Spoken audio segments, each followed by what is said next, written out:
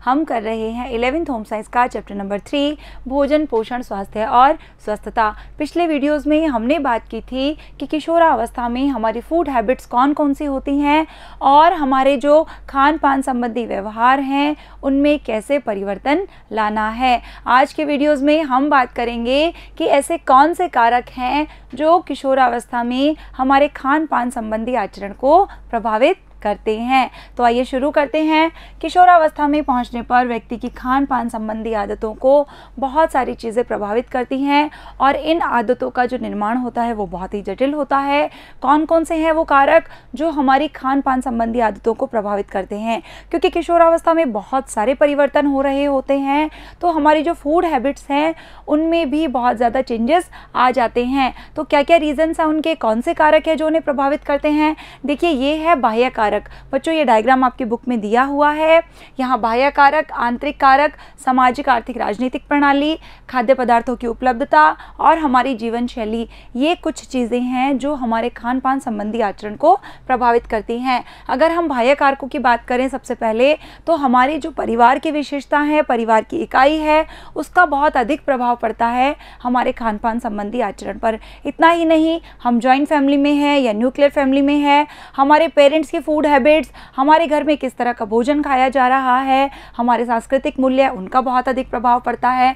हमारा पालन पोषण का जो तरीका है उसका भी हमारी फूड हैबिट्स पर बहुत ज़्यादा प्रभाव पड़ता है। हमारी मित्र मंडली, देखिए हमारा जो पेयर ग्रुप है वो इस वक्त हम पर बहुत हावी रहता है। हमारा साथी समूह अगर बाहर भोजन करता है, बार बार जंक फूड खाता है, नशे का शिकार है, तो हम भी उनके साथ रह के उन्हीं आदतों को अपनाते हैं, क्योंकि हमें कहीं ना कहीं डर होता है कि अगर हम उनके जैसे नहीं बनेंगे तो वो हमारा साथ छोड़ देंगे। इसलिए मित्र मंडली बहुत ज़्यादा प्रभावित करती है हमें किशोरावस्था में। हमारे जो सामाजिक और सांस्कृतिक मूल्य हैं, इतना ही नहीं, जनसंचार और जो फास्ट फूड हम ले रहे हैं, कितना ले रहे हैं, कहाँ ले रहे हैं, कैसे ले रहे हैं, फास्ट फूड और जंक फूड बहुत ज़्यादा हमें प्रभावित करता है। और खाने पीने से संबंधित सनक, देखिए किशोरावस्था में जो किशोर होते हैं, फिर चाहे छात्रा है या छात्र हैं, उन पर पतले होने की एक सनक सवार होती है। और जो छात्र होते हैं उन पर क्या सनक सवार होती है, उन्हें बॉडी बिल्डिंग का बहुत ज़्यादा शौक होता है। तो ये जो सनक होती है, इनके कारण हम बहुत गलत आचरण को अपना लेते हैं, अलग अलग फूड हैबिट्स हो जाती हैं। कभी हम डाइटिंग करने लग जाते हैं, प्रोटीन की मात्रा अधिक लेने लग जाते हैं। इतना ही नहीं, कुछ समय का जो भोजन होता है वो हम स्किप कर देते हैं, बिना वजह हम फास्ट रखना शुरू कर देते हैं। तो ये फूड हैबिट्स हमारे खान पान संबंधी आचरण को बहुत ज़्यादा प्रभावित करती है और हमारे शरीर में पोषक तत्वों की कमी हो जाती है। हमारा जो पोषण संबंधी ज्ञान है वो भी बहुत हद तक हमें प्रभावित करता है। अगर हमें ये ज्ञान है कि कौन कौन से स्वस्थ आदतें हैं, कौन सा भोजन हमारे लिए पौष्टिक है, कौन सा भोजन हमारे लिए पौष्टिक नहीं है, हेल्दी नहीं है, तो उस पर भी हम पर बहुत अधिक प्रभाव पड़ता है। ये तो थे बाह्य कारक। अब हम बात कर लेते हैं आंतरिक कारकों की। आंतरिक कारकों में है हमारी शारीरिक आवश्यकताएं और विशेषताएं। देखिए, हर अवस्था में हमारे शरीर की जो पोषणिक आवश्यकताएं हैं वो अलग अलग होती हैं, तो इनका ज्ञान होना हमें बहुत ज़रूरी होता है।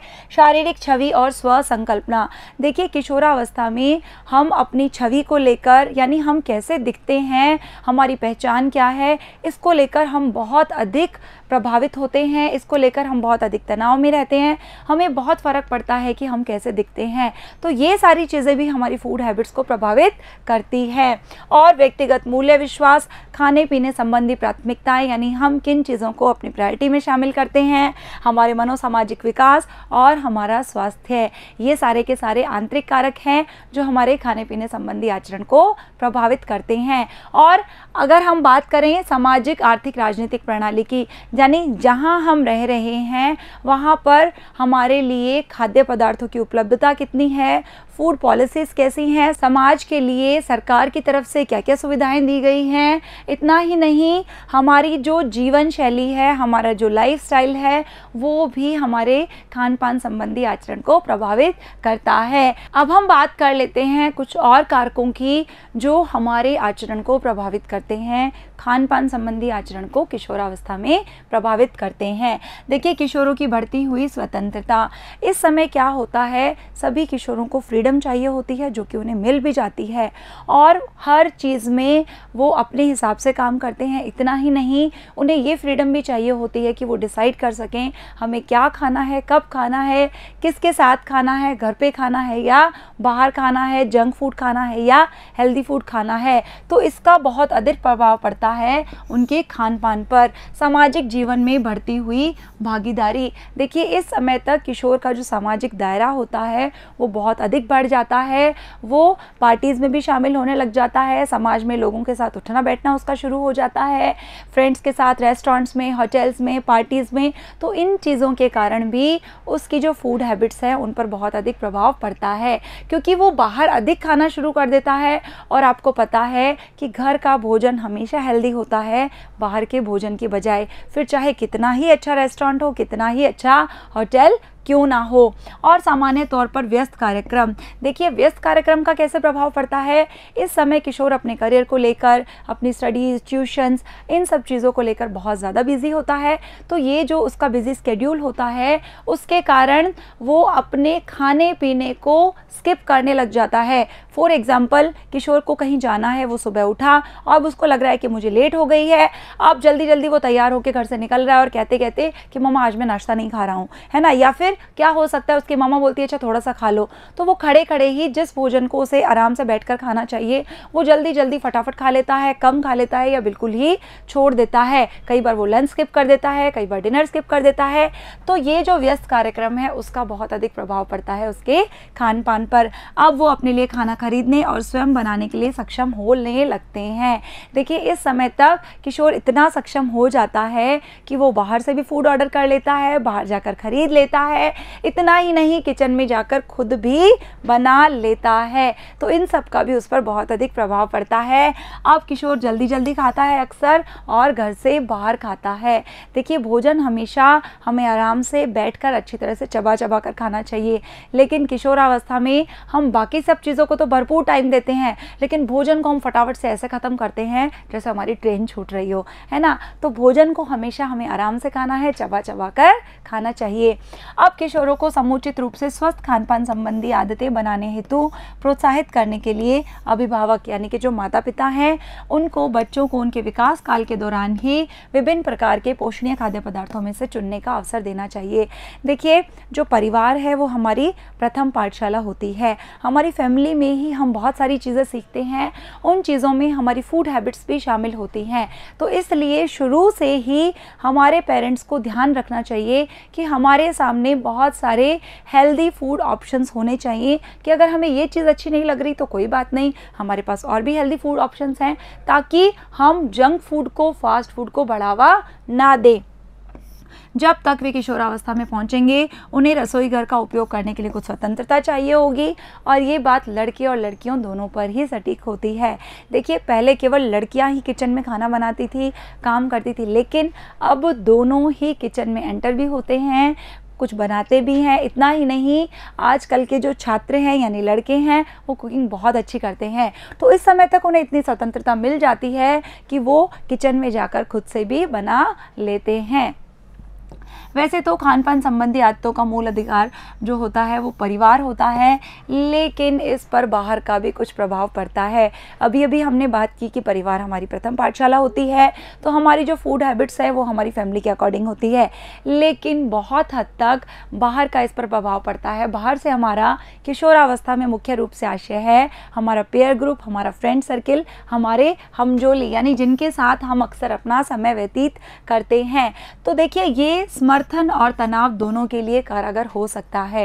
यानी हमारा फ्रेंड सर्किल कई बार तो हमें अच्छी फूड हैबिट्स बनाने के लिए सपोर्ट भी करता है, और कई बार हमारे फ्रेंड सर्किल के कारण हम तनाव में भी आ जाते हैं। इसका एक छोटा सा एग्जाम्पल है, कोई बच्चा है या कोई बच्ची है जिसका वजन अनियंत्रित हो गया है, वो मोटापे की शिकार हो गई है। अब उसका पीयर ग्रुप उसको सपोर्ट कैसे कर सकता है कि उसे देखकर वो उसे चिढ़ाता नहीं है, बल्कि उसे कहता है कोई बात नहीं, तुम हेल्दी डाइट लो, तुम तुम एक्सरसाइज करो, योगा करो, फिजिकल एक्टिविटी ज़्यादा करो, तो तुम्हारा वजन बिल्कुल नियंत्रित हो जाएगा। तुम मोटी हो लेकिन फिर भी तुम सुंदर दिखती हो, कोई बात नहीं, इससे कोई फ़र्क नहीं पड़ता। लेकिन वहीं पर अगर उसके साथी समूह उसको चिढ़ाना शुरू कर देते हैं कि ये देखिए ये मोटू आ गया, ये हाथी आ गया, ये तो हमारा मोटा है, इसको बैठने के लिए ज़्यादा जगह चाहिए, अरे तुझे तो ज़्यादा खाना खाना पड़ेगा, इस तरह के जो कमेंट्स होते हैं, इस तरह का जो चिढ़ाने का काम होता है, वो उसे अधिक तनाव में डाल देता है और वो तनाव अवसाद से गिर जाता है और धीरे धीरे अपने साथी समूह से कटना शुरू कर देता है। इसलिए ये बात बिल्कुल सही है कि हमारे जो हमजोली होते हैं, हमारा जो फ्रेंड सर्किल होता है, पेयर ग्रुप होता है, वो हमारे लिए तनाव और समर्थन दोनों का ही कार्य करते हैं। और क्या होता है किशोरावस्था में, देखिए जो विज्ञापन आते हैं टीवी पर, जितने भी एडवर्टीजमेंट हम देखते हैं टीवी में, मैगजीन्स में, न्यूज़पेपर में, उनमें जो मैसेज होता है, उनमें जो संदेश होता है, उनके लिए हम बहुत ज़्यादा संवेदनशील होते हैं, बहुत ज़्यादा सेंसिटिव होते हैं। यानी एडवर्टीजमेंट का हम पर बहुत अधिक प्रभाव पड़ता है। टीवी में जितने भी खाद्य पदार्थों के विज्ञापन आते हैं और कार्यक्रम में जो फूड हैबिट्स होती हैं, वो हमें बहुत हद तक प्रभावित करती हैं। देखिए ऐसा नहीं है कि वो अब प्रभावित कर रही हैं, ऐसा लंबे समय से चला आ रहा है कि हम उन एडवर्टीजमेंट के हिसाब से अपनी फूड हैबिट्स को बना लेते हैं। इसलिए हम सॉफ्ट ड्रिंक्स का, एनर्जी ड्रिंक्स का, रेडी टू ईट भोजन का और भी बहुत सारे ऐसे विकल्प होते हैं जो हमारे लिए स्वास्थ्यकर नहीं हैं और हम उनको अपना लेते हैं। अधिकांश विज्ञापन अत्यधिक शर्करा और वसा वाले होते हैं। देखिए जितने भी हम विज्ञापन एडवर्टीजमेंट टीवी पर देखते हैं, उनमें जितने भी खाने पीने संबंधी आइटम होते हैं, उनमें या तो शर्करा की या वसा की मात्रा बहुत अधिक होती है। और अगर हम शर्करा का अपने आहार में अधिक उपयोग करते हैं तो क्या होता है, हम मोटापे के शिकार हो जाते हैं या हमें डायबिटीज़ हो जाता है, जिसे हम कहते हैं मधुमेह, और हमारा वजन भी अनियंत्रित हो जाता है। और यही वसा का हमारे शरीर पर प्रभाव पड़ता है। वसा हमारे लिए बहुत ही एक ख़राब चीज़ है। अगर हम इसका अधिक सेवन करते हैं तो हमारे हृदय पर इसका प्रभाव पड़ता है, हमारा कोलेस्ट्रॉल है वो बढ़ जाता है, वजन अनियंत्रित हो जाता है, हम मोटापे के शिकार हो जाते हैं। इसलिए किशोरों को इन खाद्य उत्पादों का उपयोग हमेशा विवेक से यानी सोच समझ कर करना चाहिए। मैं ये नहीं कह रही हूँ कि आप इन खाद्य पदार्थों को बिल्कुल ही छोड़ दो, लेकिन आपको इनका उपयोग सोच समझ कर करना है कि मेरी हेल्थ पर इनका क्या प्रभाव पड़ रहा है। तैयार भोजन जिसे हम कहते हैं रेडी टू ईट, इसकी सरल उपलब्धता भी किशोरों की खान पान संबंधी आदतों को प्रभावित करती है। देखिए आज मार्केट में इतना ज़्यादा रेडी टू ईट भोजन अवेलेबल है जिसकी कोई सीमा ही नहीं है। तो ये रेडी टू ईट भोजन क्या होता है बच्चों, आपने पैकेट खोला, उसे तुरंत खा लिया या उसे केवल 2 मिनट उबालने की ज़रूरत है। इसका सबसे अच्छा एग्जाम्पल है मैगी, इंस्टेंट नूडल्स। आपको कुछ नहीं करना, केवल पानी डाला, उसको बॉईल किया और आपको वो खाने के लिए तैयार है। लेकिन बच्चों इसका मतलब ये नहीं है कि ये जितना भी रेडी टू ईट भोजन है ये फुल ऑफ न्यूट्रिशंस है। कई जो रेडी टू ईट भोजन ऐसे भी होते हैं जिनमें पोषक तत्वों की मात्रा होती ही नहीं है, कईयों में होती तो है, केवल ना के बराबर होती है। तो इसलिए ये जो रेडी टू ईट भोजन है यानी तैयार भोजन है, ये हमारी फूड हैबिट्स को बहुत ज़्यादा प्रभावित करता है। मम्मी घर पे नहीं है, हम मेहनत नहीं करना चाहते, हमने बाहर से भोजन मंगवा लिया या मैगी का पैकेट खोला, हमने बॉईल किया और खा लिया। ऐसे अनेक विकल्प हमारे सामने मौजूद होते हैं जो हमारी फूड हैबिट्स को ख़राब कर देते हैं। होम डिलीवरी द्वारा देखिए बहुत सारे प्लेटफॉर्म्स अवेलेबल हैं आजकल, स्विगी, जोमेटो, फूड पैंडा, बहुत सारे ऐसे प्लेटफॉर्म्स हैं जिनसे हम कभी भी कुछ भी मंगवा सकते हैं।